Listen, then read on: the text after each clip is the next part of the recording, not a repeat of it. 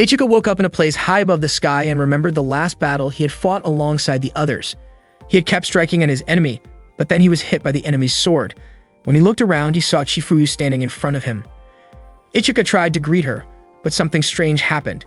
A dark aura suddenly surrounded Chifuyu and the space around her. Right after that, Charlotte appeared and grabbed Ichika by the neck, looking like she was about to end his life.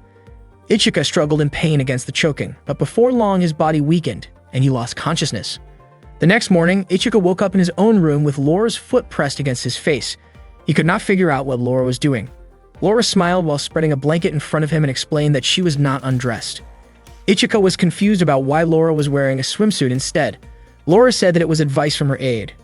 She even showed him a flyer, inviting him to go with her to a date and the late summer festival.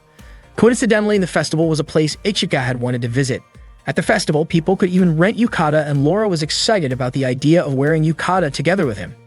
Ichika said that he wanted to invite Laura along with the others, but Laura became upset and quickly left. Ichika could not understand why Laura was so angry. Meanwhile, Cecilia had returned and felt happy to finally be under the same sky as the person she liked. Soon after, Ichika arrived and greeted her. Cecilia felt nervous and smiled brightly. Since it had been a week since they last saw each other, Cecilia assumed Ichika had come all the way just to pick her up. She imagined him holding flowers and leaning closer to kiss her. Her thoughts left her blushing and lost in daydreams. Ichika then handed her a flyer and asked if she would like to go with him tomorrow. Cecilia's face lit up with joy as she believed he was inviting her on a date. She happily accepted his invitation. Laura was later seen eating with Charlotte at a cafe. She was still upset about Ichika's reaction earlier that morning, which she felt showed that he did not understand her feelings. Charlotte asked if Laura had any free time because she wanted to invite her to go shopping for clothes together. Laura was surprised by the offer, saying that she already had plenty of military uniforms. Charlotte explained that what she wore were military outfits, and if she kept wearing them in public, her superior officers might scold her. Since the summer vacation was about to end, Charlotte wanted to spend time with her before it was over. Laura eventually agreed to join her for shopping. They set a time for 10 o'clock, and Laura quickly changed into what she considered casual clothes, although it still looked like a uniform. While waiting for the train, they overheard three girls talking about crepes. The girls mentioned a rumor that if someone ate a mixed berry crepe with the person they liked, that person would fall in love with them. Charlotte was surprised to hear that something as simple as a mixed berry flavor could supposedly make people fall in love. Later that day, Lingyan was lying on her bed enjoying some ice cream. She thought about how much she wanted to spend her summer vacation with Ichika, especially since the next day was the last day of the break. She wondered why Ichika had not invited her anywhere even though she had purposely stayed at school during summer instead of going home. Suddenly, Ichika knocked on her door. Lingyan quickly jumped off her bed to block him from entering, but Ichika had already opened the door. Ichika accidentally saw her in a way that made her feel embarrassed. Flustered, Lingyan reflexively shoved him out of her room. As he tumbled out, a flyer slipped from his hand and Lingyan picked it up to read it. Meanwhile, Charlotte and Laura were strolling through the mall. Charlotte asked what kind of clothes Laura wanted, but Laura still had not decided. Charlotte suggested they look for fall outfits, but Laura declined since it was still summer. Charlotte explained that girls usually buy clothes for the upcoming season. They went into a clothing store, and as soon as they entered, the customers inside were stunned by their beauty. The store clerk blushed while greeting them and even offered for them to try on the store's newest collection. Charlotte thought the clothes were a bit too thin and asked Laura what she thought. Laura said they were not bad, so Charlotte encouraged her to try them on. With a faint blush on her face, Laura stepped into the fitting room to change. Inside the changing room, Laura took off her clothes and looked at herself in the mirror, wondering if men could really find her body attractive. After a moment, she put her uniform back on. She thought about whether Ichika would compliment her if she wore something sweet and stylish. Charlotte walked up to her and pulled open the curtain, only to find that Laura was still wearing her uniform. Charlotte guessed that Laura might not like the outfit, but Laura explained that she wanted something cuter and a bit more open. Charlotte quickly picked out an outfit for her. When Laura tried it on, the customers in the store immediately complimented her. Charlotte asked Laura to put on a pair of shoes, but as soon as Laura stepped into them, her legs started to shake and she stumbled. Charlotte rushed to help her and a small crowd gathered around, some of them snapping pictures. Charlotte smiled confidently at them, while Laura looked embarrassed. Meanwhile, Hoki was practicing her sword techniques with determination, vowing to protect the people she cared about. After training, she headed for a warm shower. While drying off, she noticed how her body had been changing as she continued her training. Not long after, Ichika called out to her, saying he wanted to talk. Hoki quickly got dressed and opened the door. Ichika apologized when he realized she had just finished showering and handed her a flyer for an upcoming event, inviting her to go with him. Slightly surprised, Hoki accepted the invitation. Later that afternoon, Laura and Charlotte stopped by a cafe. The cafe manager kept glancing at them with interest. Charlotte teased Laura, saying she should have just worn her new outfit right away and guessed that Laura might be saving it to show Ichika. Laura immediately denied it. Suddenly, the cafe manager approached and offered them part-time jobs. Charlotte was surprised when the manager suggested she wear a butler outfit, but the manager explained that Charlotte suited the look perfectly, while Laura would wear a maid uniform. Not long after, a group of armed robbers burst into the cafe, sending customers into a panic. Police arrived outside, but the robbers tried to threaten them by firing warning shots. One of the robbers demanded a drink from Laura, but instead of panicking, she brought out a bucket of ice and used it to distract them before quickly disarming several of them with swift movements. Another robber fired a shot at her, but Laura dodged easily. Charlotte joined in and kicked one of the armed men, while Laura handled the rest with impressive skill. Just when it seemed to be over, one of the robbers grabbed a dropped gun and aimed it at them. Laura reacted immediately, kicking the weapon out of his hand and securing it. The cafe guests thanked them repeatedly, but Laura and Charlotte knew they had to leave quickly to avoid revealing their identities as international representatives. Before they could leave, one of the robbers stood up again, revealing a bomb strapped to his body. Acting fast, Laura and Charlotte aimed at the device's trigger mechanism, successfully disabling it and forcing the robber to surrender without harming anyone. Afterward, the two went to buy mixed berry crepes, but unfortunately that flavor was sold out. Instead, they ordered strawberry and blueberry crepes and enjoyed them by the lake. Charlotte mentioned that someday she hoped to share a mixed berry crepe with Ichika. Suddenly, Laura leaned closer to Charlotte's face, making Charlotte's heart race. Laura simply pointed out a bit of cream on Charlotte's cheek and licked it off before Charlotte could react. Charlotte blushed and gently scolded Laura, saying she could have just mentioned it. Laura smiled, asking Charlotte not to be upset, and even offered her a bite of her own crepe. Laura explained that the shop didn't actually make a special mixed berry flavor. It was simply a mix of strawberry and blueberry. She added that Charlotte had basically just tasted mixed berry anyway. Charlotte laughed, realizing that was probably why the special flavor always sold out, since couples believed sharing it would bring happiness. That evening in the dorms, Charlotte and Laura put on matching cat pajamas. Charlotte hugged Laura, saying she looked absolutely adorable, and asked her to try making a cat sound. Laura blushed and asked why she had to do something like that. Charlotte demonstrated with a playful meow, and Laura eventually followed along, her face still red. A moment later, Ichika arrived and complimented their unique pajamas, calling them both really cute. Hearing that made both Charlotte and Laura smile with happiness. Ichika then showed Charlotte a flyer for the upcoming festival. That night, an intruder was detected in Area 60. The intruder turned out to be a girl whose body had been enhanced with nanomachines. She swiftly overpowered the security forces who tried to stop her. Soon after, the Infinite Stratos unit confronted her. The girl activated her own Infinite Stratos system and launched an attack on the defense team in front of her. The next day, Hoki walked alone to meet Ichika, still surprised that he had invited her on what she thought would be a date. However, when she arrived at the meeting spot, she found Laura, Cecilia, Lingyan, and Charlotte already there. Ichika quickly ran over to greet all of them. The girls looked annoyed, believing Ichika had asked each of them out individually for a private date. They accused him of toying with their feelings, while Ichika was completely confused about why everyone was angry with him. When they reached the swimming pool, Ichika waited while the girls changed into their swimsuits. Before long, Cecilia rushed over and invited him to swim with her. Ichika asked about the others, but Cecilia lied, claiming that everyone else had already gone ahead to the pool. At that time, Hoki and the others were still inflating the pool floats. Cecilia had actually bought the floats on purpose to delay them, giving herself time alone with Ichika. Once they realized her plan, Lingyan and the others were frustrated that Cecilia had tricked them. Ichika and Cecilia played in the water together while Ichika kept wondering why he couldn't see the others. At one point, Cecilia pretended to slip and pulled Ichika down with her so that Laura and Lingyan wouldn't spot them. Ichika was baffled by her actions. Charlotte felt relieved that she hadn't been caught earlier, but before long, Hani and the rest arrived and greeted Ichika. Hani commented on Cecilia's daring swimsuit, surprising the others with how bold Cecilia had been. Cecilia tried to deny it, but before the conversation could continue, a big wave swept over them. Ichika ended up at the edge of the pool, where Haoki and Charlotte found him and invited him to join them on the tandem water slide. Both Haoki and Charlotte wanted to ride with him, so they decided with a quick game of rock, paper, scissors. Charlotte won and got to ride with Ichika. A pool employee gave instructions, asking Charlotte to sit on Ichika's lap and telling Ichika to hold her tightly for safety. Both of them blushed in embarrassment. Ichika gently wrapped his arms around Charlotte's waist and apologized if it made her uncomfortable. Haoki watched with clear irritation. The staff member adjusted Ichika's hold on Charlotte before sending them down the slide. During the ride, Ichika instinctively held Charlotte tighter, accidentally brushing against her chest. After landing, Ichika immediately apologized, insisting it was an accident. Charlotte, though flustered, called him clumsy, her face bright red with embarrassment. Next, it was Haoki's turn to ride with Ichika. This time, Ichika suggested Haoki sit behind him because the water pressure was strong and it would be safer. Haoki quickly wrapped her arms around him from behind, but Ichika grew nervous when he felt her chest pressing lightly against his back. Haoki's face turned bright red and she instinctively tightened her hold. After they reached the bottom, Haoki stayed quiet until Ichika asked if something was wrong. She finally commented that she hadn't expected his back to feel so broad. Meanwhile, Maya and Shifuyu were also at the pool. Maya asked why Shifuyu wasn't spending time with Ichika. Shifuyu calmly explained that joining him would ruin her precious vacation. Shortly after, Shifuyu received an urgent phone call that seemed to require her immediate attention.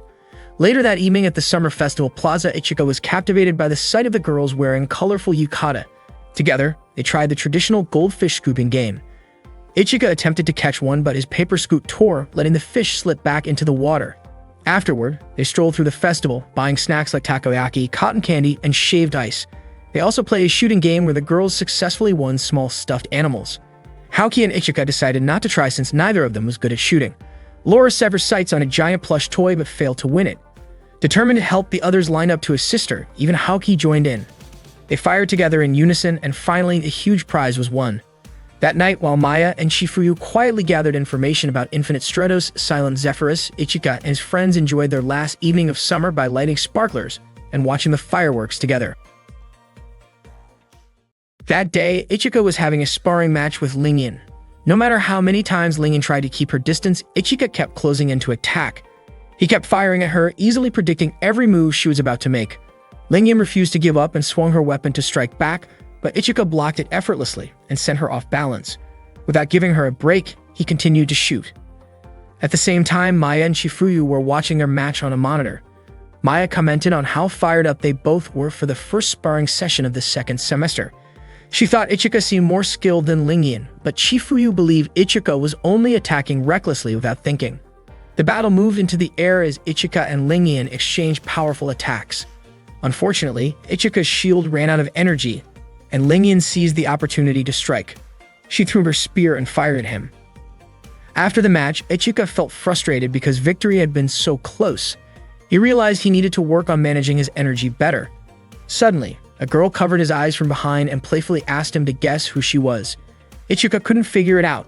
Even after she revealed her face, he still didn't recognize her name. Before leaving, the girl reminded him to hurry to class so he wouldn't get scolded by Shifuyu. Ichika rushed to class, but still arrived late. When asked why, he explained that he had been talking to a girl he didn't know. Shifuyu scolded him, accusing him of prioritizing chatting with a girl over being on time. Ichika denied it, but Shifuyu immediately told Charlotte to deal with him. Charlotte activated her Infinite Stratos and sent a few light attacks his way as a playful punishment. Later that day, Ichika attended a school assembly where the student council president was scheduled to give a speech. To his surprise, the girl he met that morning turned out to be the president. She introduced herself to the new students as Tatanashi, explaining that she had been too busy earlier in the year to greet them properly. Ichika was stunned by the coincidence, and Thabana gave him a mischievous smile. As part of the upcoming school festival, Tatanashi encouraged each class to decide on an activity together. After the assembly, Class 1-1 gathered to discuss ideas. Some of the more playful suggestions included a guest welcoming club, a Pocky game, a Twister challenge, or a King's game, all involving Ichika. He immediately rejected those ideas, thinking nobody would actually want to do them. But to his shock, the girls were excited about them, joking that Ichika belonged to all of them, and that his job was to entertain the group. Ichika asked Maya to reject those kinds of ideas, but Maya surprised him by supporting the Pocky game suggestion. Wanting something more normal, Ichika was relieved when Laura proposed a maid cafe instead. She pointed out that a maid cafe could even help cover their expenses. Charlotte agreed with the idea and teased Ichika, wondering if he would be a server or the cook. The class eventually decided on the maid cafe, and everyone agreed Ichika should be one of the servers. By 4 p.m., Ichika headed off to his training session. On his way, Tatanashi called out to him. Because of an urgent situation, she had been assigned as Ichika's new Infinite Stratos trainer. Ichika was surprised, wondering why a sudden change was needed when there were already plenty of trainers. Tatanashi calmly explained that Ichika was still too weak and that she intended to make him stronger. Ichika protested, but Tatanashi insisted and even called him very weak, which only made him more determined to prove her wrong. He challenged her to a match, agreeing that if he lost, he would follow any instructions she gave. Tatanashi accepted with a confident smile. They met in the dojo for their duel. Tadashi explained the rules. If Ichika managed to knock her down even once, he would win, but if he couldn't continue the fight, she would be the victor. Ichika warned her not to underestimate him, while Tadashi confidently declared she would win. The match began and Tadashi invited him to attack however he liked. Ichika charged forward, but she effortlessly threw him to the ground. He tried again and again, only to be defeated each time. It became clear that the role of student council president carried more than just a title. Tadashi was truly one of the strongest fighters in the school. Despite repeated failures, Ichika refused to give up, earning Tadashi's admiration for his persistence. In one attempt, he grabbed her by the shirt to gain leverage, but in the scramble, he accidentally tugged it loose. Shocked and flustered, he quickly let go and apologized. Tadashi teased him, joking that he owed her for catching a glimpse of something he shouldn't have seen. Before Ichika could react, she delivered a playful but firm punch, ending the match with her clear victory. That afternoon, Laura walked around looking for Ichika. She called Ichika a failed wife as she stared at her reflection, wondering if maybe he was avoiding her. While she was thinking about it, Laura noticed Eriko laughing with one of her friends. Eriko's friend pointed out that the back of her hair looked messy, which surprised Eriko. She admitted that she had woken up late and didn't have time to fix it.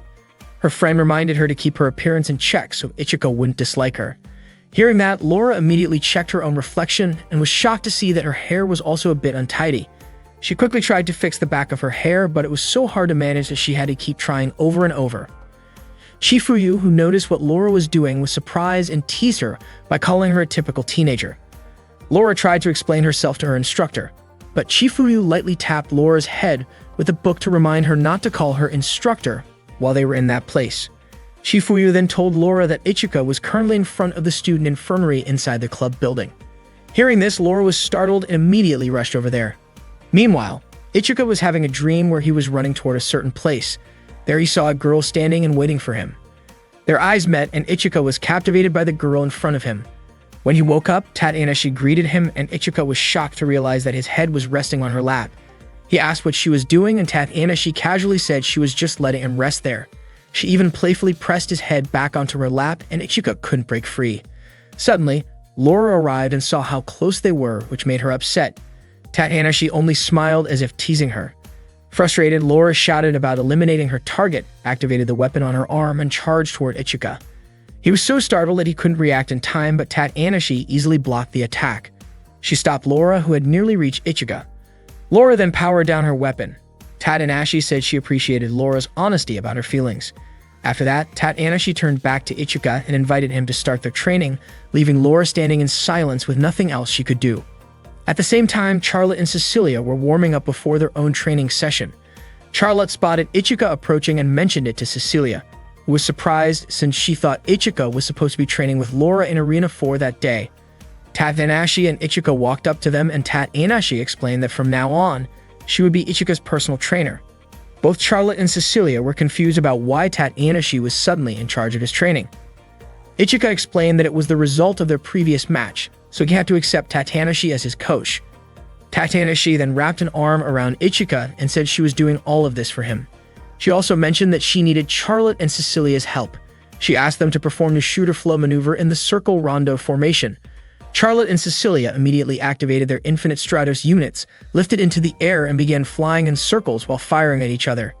Ichika watched carefully from the ground as Tadashi explained that they were shooting while controlling their units at the same time, meaning they had to stay focused to aim accurately while dodging incoming attacks. As she spoke, Tadashi suddenly leaned close and whispered something into Ichika's ear, which startled him. Charlotte and Cecilia, distracted by what they saw, lost their focus and fell to the ground. Next, it was Ichika's turn to try. He and Cecilia flew in circles and Ichika quickly realized that it felt different than he had expected. He began firing at Cecilia, but she dodged every shot with ease. When Cecilia returned fire, Ichika failed to dodge and ended up crashing to the ground. Cecilia rushed over to check on him, but Ichika assured her he was fine and asked her to continue. Though hesitant, Cecilia agreed and they both took to the air again. Charlotte then asked whether Ichika's difficulty was because of the long-range system installed on his Byakushiki unit. Tadashi confirmed it but explained that it wasn't the only reason. The weapon Ichika was using couldn't fire rapidly and functioned more like a sniper rifle. This meant that each shot capable of breaking through a shield was critical. Unfortunately, because of Ichika's current skill level, he was forced to rely on close-range combat instead. Even so, Ichika continued to struggle and failed to land a hit on Cecilia. After finishing his training, Ichika went straight to his room to rest, but he was shocked when he found Tatanashi waiting for him inside wearing a revealing outfit. Surprised, Ichika even stepped back outside to make sure he hadn't entered the wrong room. Tatanashi kept teasing him, and Ichika quickly went back inside and closed the door. He couldn't figure out what she was trying to do. Tatanashi was surprised to see Ichika looking so annoyed. She explained that she only wanted to get closer to him because she was his personal trainer. Tatanashi then showed off the bikini she was wearing, which made Ichika instantly flustered. She found his awkward reaction amusing. Just then, Hoki arrived carrying some food for Ichika. When she knocked on the door, Ichika quickly told her not to come in. Curious about what he was doing, Hoki grew suspicious and assumed he was hiding something. Irritated, she pushed the door open and stepped inside. To her surprise, she found Ichika together with another girl. Hoki was shocked, thinking Ichika had secretly brought someone into his room and was doing something inappropriate. Upset, Hoki drew her sword toward Ichika, but he tried to explain that it was all a misunderstanding. Thankfully, Tatanashi reacted quickly, blocking Hoki's strike and even managing to disarm her. The next day, Ichika resumed training and performed a spinning move in midair. Tatanashi instructed him to adjust his center of gravity, which was still off. Her words reminded Ichika of Hoki's advice not to underestimate people who were more experienced than him. Ichika's speed started to improve, and Tatanashi told him to activate the ignition boost. She then explained that he needed to switch from the rotating shooter flow maneuver to a straight-line movement, pass through the enemy in a single motion, and then fire from outside their range. Ichika admitted he wasn't confident about doing it all at once, but Tatanashi insisted that he try. Reluctantly, Ichika attempted the move, but he lost control and crashed to the ground. Tatanashi quickly ran to him as he winced in pain. She reminded him not to hold back the shooter flow while moving, but Ichika still struggled to get it right. Tatanashi encouraged him to keep it in mind and asked him to try again. After training, Ichika joined his friends in the cafeteria. He looked completely exhausted and stayed quiet, which made everyone worry about him. Charlotte offered him a drink, but he refused. Laura asked about Tatanashi, and Ichika explained that she was busy with student council work. Lingyan pointed out that Ichika had always been drawn to challenges, but in her opinion, Tatanashi shouldn't have pushed him to the point of such extreme fatigue. Ichika admitted that he deserved the tough training because, as Tatanashi had said, he was still weak, and that was why he had to master the technique as soon as possible. Charlotte commented that a guy who works that hard is really admirable, and Hoki agreed, saying that Ichika was already doing an impressive job. Cecilia even offered Ichika a place to stay in her room if he ever felt uncomfortable in his own. Annoyed by Cecilia's suggestion, Lingyan whispered to Ichika to visit her room instead and play cards with her. Not wanting to be left out, Laura also invited him to play cards in her room. Hoki quickly jumped in, offering to play Hanaruda, while Cecilia added that he could try tarot cards with her. Charlotte gently reminded everyone to stop arguing, pointing out that Ichika had already fallen fast asleep. They all turned their eyes to Ichika's tired face, realizing just how hard he had been pushing himself in training.